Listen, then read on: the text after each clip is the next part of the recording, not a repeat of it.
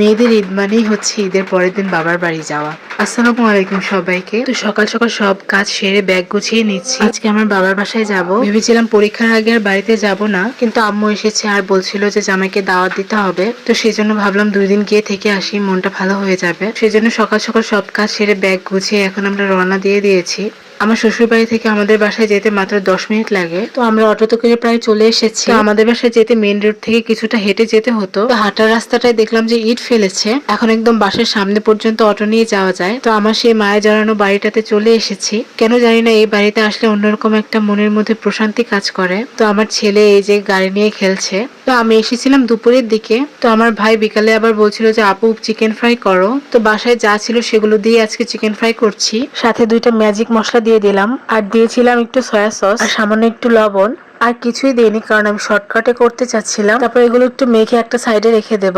তারপর আরেকটা বাটিতে কিছুটা ময়দা নিয়ে নিলাম, তার সাথে দিয়ে দিচ্ছি কর্নফ্লাওয়ার, তারপর পরিমাণ মতো কিছুটা লবণ আর অল্প একটু মরিচের গুঁড়া। তো এগুলোকে ভালো করে মিশিয়ে নেব। তারপর আরেকটা বাটিতে কিছুটা পরিষ্কার পানি নিয়ে নিলাম, সেই পানিতে মিশিয়ে রাখা আটা থেকে কিছুটা পরিমাণ আটা এখানে দিয়ে দিলাম, এটা আমার পরে কাজে লাগবে। তারপর চিকেন গুলো নিয়ে আটার মিশ্রণটাতে কিছুক্ষণ গড়িয়ে নেব। তারপর এপিট ওপিট করে ভালো করে চিকেনটাতে আটা মেখে নিতে হবে। একটু একটু করে গড়াতে হবে আর একটু একটু করে চাপ দিতে হবে যেন ভালোভাবে আটাটা লেগে যায়। তারপর চিকেনটাকে কিছুক্ষণ এভাবে কোট করার পর আমি লিকুইড মিশ্রণটাতে আবার একটু চুবিয়ে তারপর চিকেনটাকে আবার কোট করে নেব।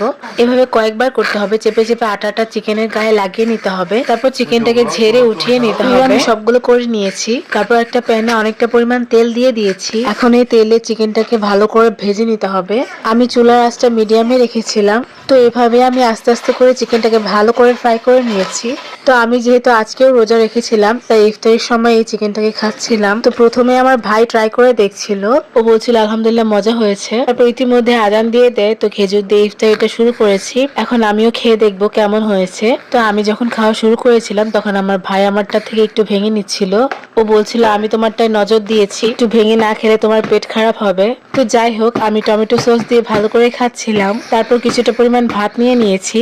আম্মু গ্রামের বাড়ি থেকে লতি এনেছিল, আমার নানু দিয়ে দিয়েছিল। সেই লতি দিয়ে শুটকি মাছ দিয়ে রান্না করেছিল, যেটা অনেক মজা হয়েছিল। সেটা দিয়ে ভাত খাচ্ছিলাম। তারপর রাতে আম্মু আবার মাসকলাইয়ের ডালে জিলাপি বানাচ্ছিল। আমার অনেকদিন ধরে মাসকলাইয়ের ডালে জিলাপি খেতে ইচ্ছে করছিল, সেজন্য আম্মু অনেকগুলো জিলাপি বানিয়েছিল। মাশাআল্লাহ, আম্মু কিন্তু অনেক ভালো করে জিলাপি বানাতে পারে। জিলাপিগুলো দেখতেও মাশাআল্লাহ অনেক সুন্দর হয়েছিল। তো এখানে আম্মু আমাকে কয়েকটা খেতে দিয়েছে। তো আমি এখন ট্রাই করে দেখবো কেমন হয়েছে।